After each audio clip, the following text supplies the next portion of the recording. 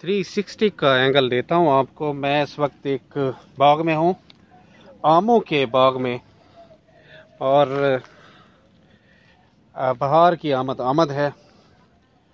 आमद बहार की है, जो बुलबुल है नगमा संज, उड़ती सी एक खबर है ज़बानी तय्यूर की। जज एक मशहूर हुआ पड़ा है काफ़ी इन दिनों, अमेरिकन एक जज है, फ्रैंक डी कैप्रियो। तो उसके फैसले जो हैं काफ़ी शोहरत हासिल कर रहे हैं, क्योंकि वो फैसले करते वक्त काइंडनेस, कंसिडरेशन और सिंपैथेटिक होने का सबूत देता है। वो बंदा हमदर्दी शो करता है जो होते हैं एक्यूज्ड। अगर कोई कह दे कि yes sir I am guilty, तो उसका रवैया मज़ीद नरम हो जाता है, और वो जो सज़ाएं होती हैं या फाइन्स होते हैं, तो वो कुछ लोगों को जो है फैसिलिटेट करने की कोशिश करता है। उनके जो लॉस हो चुका है, जिसकी वजह से उन्हें जुर्म करना पड़ा, उसे कुछ कंपनसेशन देता है, कोशिश करता है। बहरहाल तो एक इंसाफ होता है, दूसरा अदल होता है, इससे ऊपर होता है इस्तेहसान। तो उसके फैसलों से जो है इस्तेहसान की झलक नज़र आती है। अब आप सोच रहे होंगे कि ये आज एक नई टर्म जो है वो सामने आई है, इस्तेहसान। बहुत से लोग तो खैर जानते होंगे। तो इस्तेहसान ये है, उसकी समझ आपको ऐसे आएगी कि सुलेमान अलैहिस्सलाम और दाऊद अलैहिस्सलाम बनी इसराइल के बहुत ही मुक़्तदर बादशाह और नबी गुजरे हैं अलैहिस्सलाम। तो उनके दौर में हज़रत दाऊद जो है, उनके सामने एक मुकदमा लाया गया कि फरीक एक जो है उसकी फसल दूसरे फरीक के रेवड़ ने बर्बाद कर दी है, उसे चरागाह बना लिया, तो इंसाफ कीजिए हुजूर। तो उन्होंने पूरी कैलकुलेशन के बाद फैसला दिया कि ये जो रेवड़ है इसकी कीमत और उस फसल की कीमत क्योंकि बराबर है, लिहाजा रेवड़ वाला फरीक जो है फसल वाले फरीक को अपना रेवड़ दे दे, और फैसला हो गया। तो सुलेमान अलैहिस्सलाम भी उस महफिल में मौजूद थे। उन्होंने अर्ज़ की कि अब्बा जान, एक मेरी ज़रा दरख्वास्त सुन लीजिए। ऐसे भी ये फैसला हो सकता है कि ये जो रेवड़ वाला फरीक है अपना रेवड़ जो है ज़मीन वाले यानी वो फसल वाले फरीक के हवाले करे।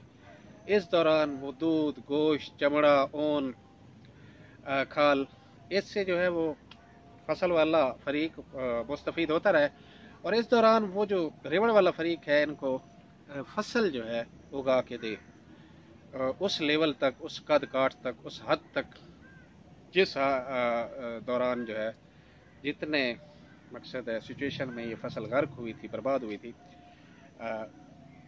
वहाँ तक उगा के दे।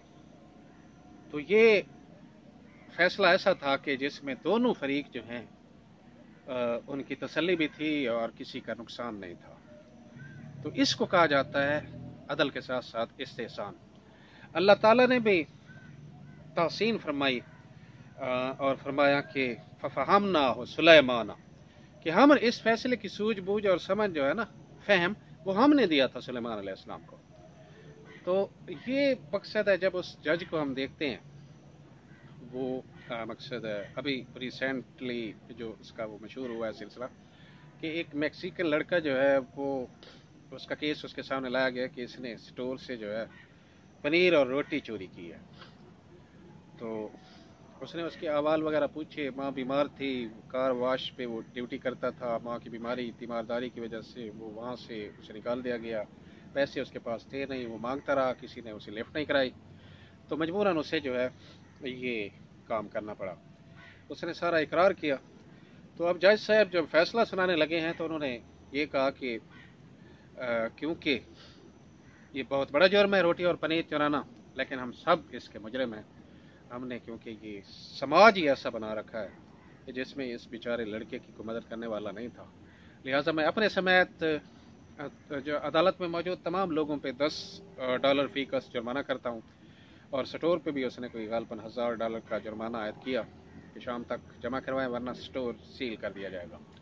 इस किस्म के उसके मकसद दर्जनों फैसले ज़ुबान ज़द आम होने लगे हैं, اور دنیا کے مختلف کونوں گوشوں اور خدروں سے اسے جو ہے عطیات بھیجے جاتے ہیں کہ وہ جو عدالت میں کچھ لوگ آتے ہیں بیچارے جو فائن پے نہیں کر سکتے یا تھوڑی بہت رقم دے کے وہ جان چھڑا سکتے تھے، ازالہ کر سکتے تھے اپنے وہ جرم کا، پیسے نہ ہونے کی وجہ سے جیل میں جانا پڑتا ہے انہیں، تو یہ ان کے لیے ہم آپ کو بھیج رہے ہیں۔ تو وہ جج بھی بڑا خوش ہوتا ہے۔ اس نے میرے خیال میں وہ خود انٹرویو میں کہہ رہا تھا کہ 2 ارب لوگ جو ہیں وہ ہماری یہ عدالتی کارروائی دیکھتے ہیں، 2 ارب لوگ، کافی زیادہ تعداد ہے۔ امریکن ٹی وی اور سوشل میڈیا جو ہے اس پہ اس جج کی جو عدالتی کارروائی ہوتی ہے وہ لائیو دکھائی جا رہی ہوتی ہے، اتنے انٹرسٹڈ ہوتے ہیں لوگ۔ تو یہ سن کے مجھے جو ہے بڑی حسرت ہوئی کہ کاش ایسا وقت بھی ہے کہ ہمارے ملک میں بھی چلو زیادہ نہیں تو کم از کم 2-4 ایسے ججز جو ہے وہ اٹھ کھڑے ہوں جو عدل اجتماعی چلو بہت دور کی بات ہے، کم از کم سماجی انصاف تو مہیا کر سکیں۔ اور یہ سماجی انصاف جو ہے اس سے بہت سے مسائل، بہت سی تلخیاں، بہت سے کرائمز، بہت سے تنازعات ختم ہو جاتے ہیں۔ لیکن ہمارے ہاں صورتحال کچھ اور ہوتی ہے۔ بہرحال کوشش ہماری ہونی چاہیے صورتحال کو بدلنے کی۔ یہ شکوے کرنے کی بجائے ہمیں جو ہے نا اپنے حصے کے چراغ جلانے چاہیے، بار بار یہ مطالبات اٹھانے چاہیے۔ یہ جو ہمارے ذمہ داران ہیں، خود عوام ہے، اس تک یہ پیغام پہنچنا چاہیے، اور اپنی آواز کو ہم جو ہے نا وہ فضول نہ سمجھیں کہ ہمارے مقصد ہے کچھ کہنے سے کیا ہوتا ہے۔ تو آپ کو پتہ ہے ہمارے ہاں جو ایک نسل جو ہے وہ پروان چڑھی ہے کہ پاکستان کا کچھ نہیں ہو سکتا۔ جب تک یہ نسل موجود ہے واقعی کچھ نہیں ہو سکتا، لیکن ہمیں جو ہے بار بار آواز بلند کرنی چاہیے۔ کیوں کہ دیکھ اے دیدہ تر، دیکھ اے دیدہ تر، یہ تو میرا چہرہ ہے، دیکھ اے دیدہ تر، یہ تو میرا چہرہ ہے۔ کیا ہوتا ہے کہ سنگ کٹ جاتے ہیں پانی کی جہاں دھار گرے۔ مسلسل پانی کا قطرہ جو ہے وہ گرتا رہے تو پتھر بھی ان میں بھی سوراخ پیدا ہو جاتے ہیں۔ تو ہمیں یہ سوشل جسٹس کے حوالے سے آوازیں بلند رکھنی چاہیے، جدوجہد کرنی چاہیے، کوشش کرنی چاہیے۔ تو نبی علیہ السلام کے دور سے ذرا پہلے عرب جاہلیت میں ایک ضرب المثل کے طور پر ایک جملہ بڑا مشہور تھا کہ انظر اخیکا ظالمن او مظلومن، کہ اپنے بھائی کی مدد کرو چاہے وہ ظالم ہو چاہے مظلوم ہو۔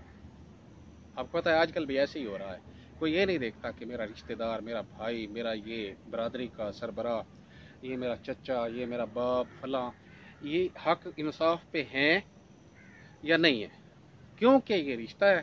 لہٰذا جتنا پرلے درجے کا وہ مکار ہو، عیار ہو، شطار ہو، بیکار ہو، ہم لوگ اس کا ساتھ دینا شروع کر دیتے ہیں۔ بھائی کی مدد کرنی ہے چاہے وہ ظالم ہے چاہے مظلوم ہے۔ تو ایک دفعہ محفل نبوی میں نبی علیہ السلام نے صحابہ کرام کے سامنے یہی جملہ جو ہے نا دہرا دیا کہ اپنے بھائی کی مدد کرو چاہے وہ ظالم ہے یا مظلوم۔ صحابہ کرام ہکے بکے رہ گئے، یہ کیا؟ تو آپ نے فرمایا کہ ظالم مظلوم کی مدد تو آپ نے کرنی ہی کرنی ہے، ظالم بھائی کی مدد یہ ہے کہ اسے ظلم سے روکو۔ تو اب اللہ کرے ہمارے سماج میں بھی اس قسم کے کچھ غیور و جسور لوگ پیدا ہوں جو اپنے خاندان، اپنے قبیلے، اپنے کنبے، اپنے بھائی، اپنے رشتہ دار، ان کے خلاف محض اس لیے اٹھ کھڑے ہوں کہ یہ ظالم ہے۔ بہرحال میں آپ کو سپنے تو نہیں دکھا رہا،